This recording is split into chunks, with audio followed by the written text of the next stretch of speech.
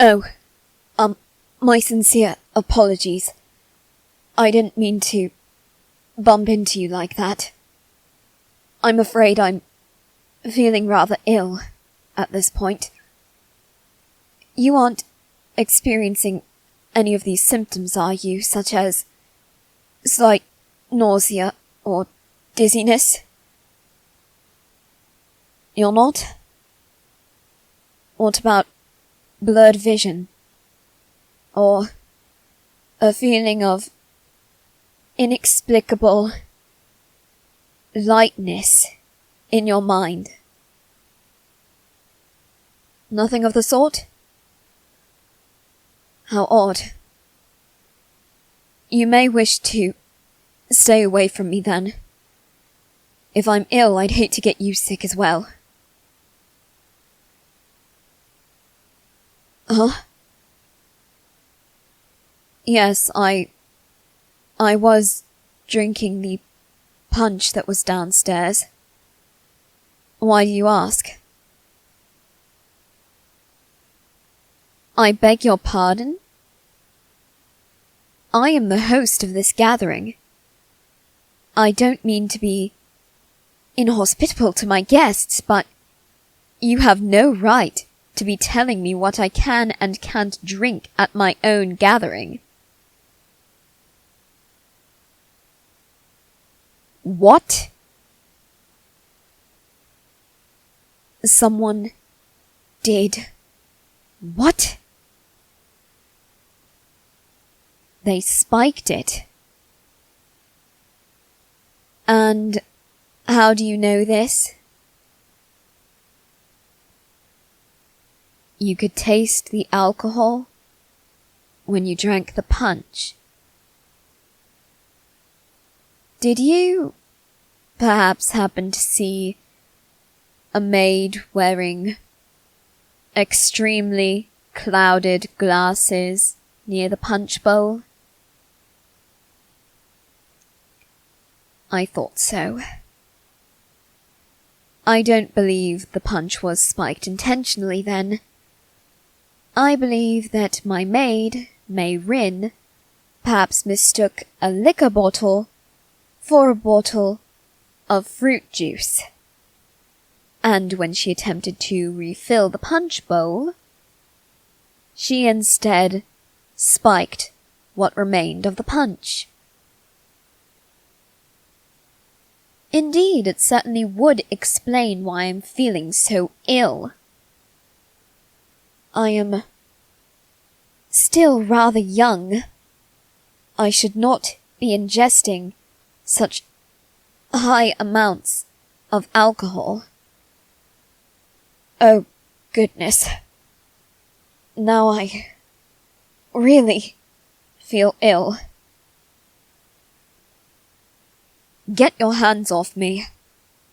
I'm sorry. I don't mean to be rude. I understand that you are a guest in my household and I'm trying to treat you with respect, but I don't need to be babied.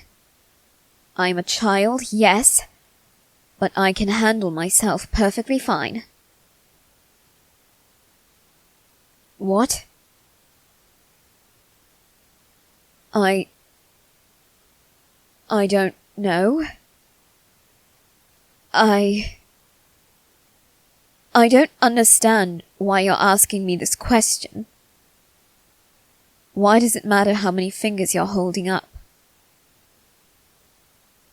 All right. I'll answer. I believe 4? Is that correct? Hey, what are you doing? Why are you pulling me into one of the other rooms?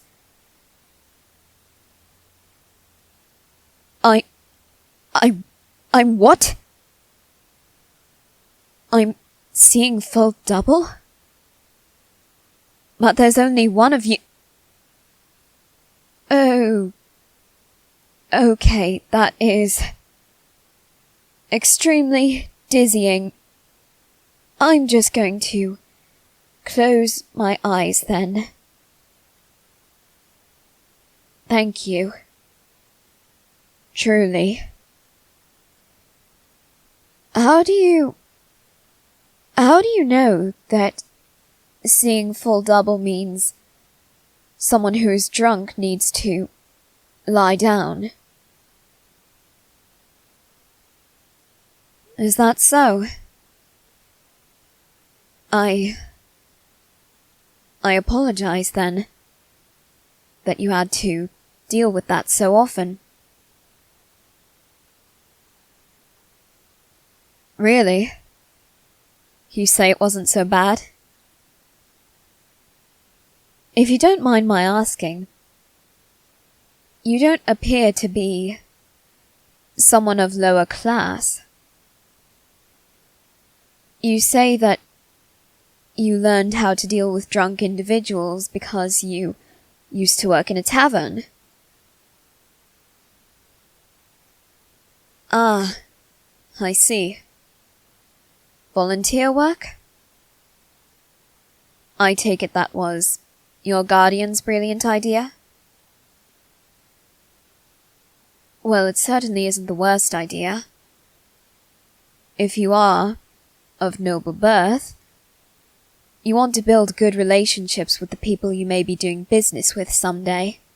Or, if you were of the age where you'd be looking for a suitor, you might want to seem more appealing, show that you can take care of yourself and won't be completely reliant on whomever you marry. Yes, indeed. Regrettably, I do know a lot about that. I've had to endure several rather frustrating experiences because I was trying to make good with business partners. And as for looking for a suitor, I do have a fiancé. However, though we've been friends for many years, the thought of being married to her, it isn't rather appealing to me. No. It isn't because I'm not fond of her. Rather because she's a bit much for me to handle. She's very eccentric and has a rather bubbly personality. They often say that opposites attract, but in certain situations, two people who are opposite of each other only serve to get on the other's nerves.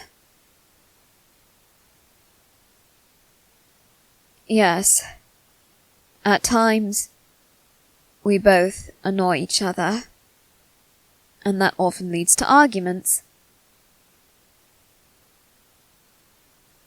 I wouldn't say she makes me unhappy, but I don't know.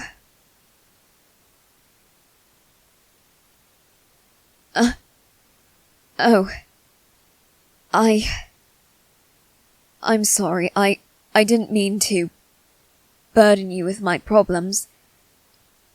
You're very easy to talk to, you know. Another result of working at a tavern? Understandable. When you're in that kind of business, you do need to possess some level of social skills. Really? I'm not troubling you with all of this? May I speak candidly with you then? The only reason I haven't broken off the engagement is I don't want to ruin my family's reputation. My parents were good people. They died too soon. And my aunt, she did questionable things. There's no doubt in my mind about that. She had her reasons, of course. I understand them to an extent. She too died far too young. I can't bear the thought of staining our family name with rumors and indecency. That's the only reason I remain with Elizabeth. That's the only reason I still intend to marry her. Well, I should say that's the only reason I lead her to believe we'll get married. I didn't mean anything by that. It's nothing. I said it's nothing. I'd prefer if we did not discuss this further.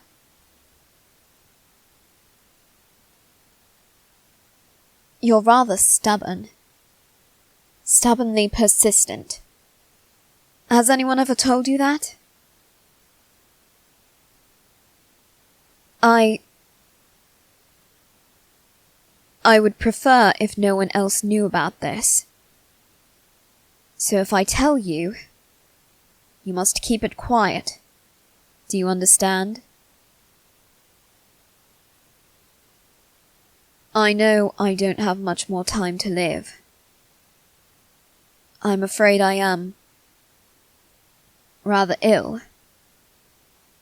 Not only from being drunk, but from something else as well. I forget the name. But I won't be with you much longer. I will not be living much longer. I can't bear to tell Elizabeth and break her heart. It's far too easy to do. So I'm keeping it a secret. And when my time eventually comes, I have ordered my butler, Sebastian Michaelis, to make it seem like it was an unfortunate accident. Something unavoidable, something unpredictable. What? How can you tell that I'm lying? What?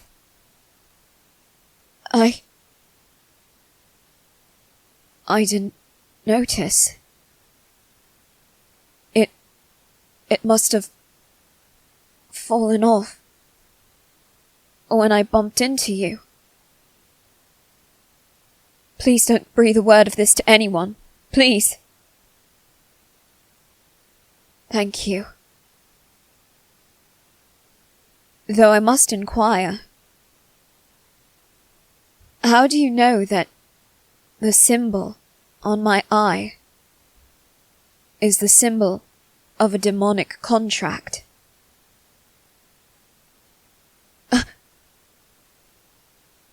Is that so? A relative of yours made a deal with the demon, and they told you about it. How very interesting. My apologies, then. I didn't mean to lie to you. Well, I did, but it wasn't anything personal, of course. Just something I would tell anyone. What? I what? You think that I need to rest for a while? Why's that? I am not pausing between my words. No more than I usually do, anyway. My eyes? What about them? I guess they do sting. Just a little. I don't mean to offend you, but I'm not particularly fond of the idea of you staying with me while I'm in such a vulnerable state. No! I don't want you to leave, either. How about you come to lie beside me?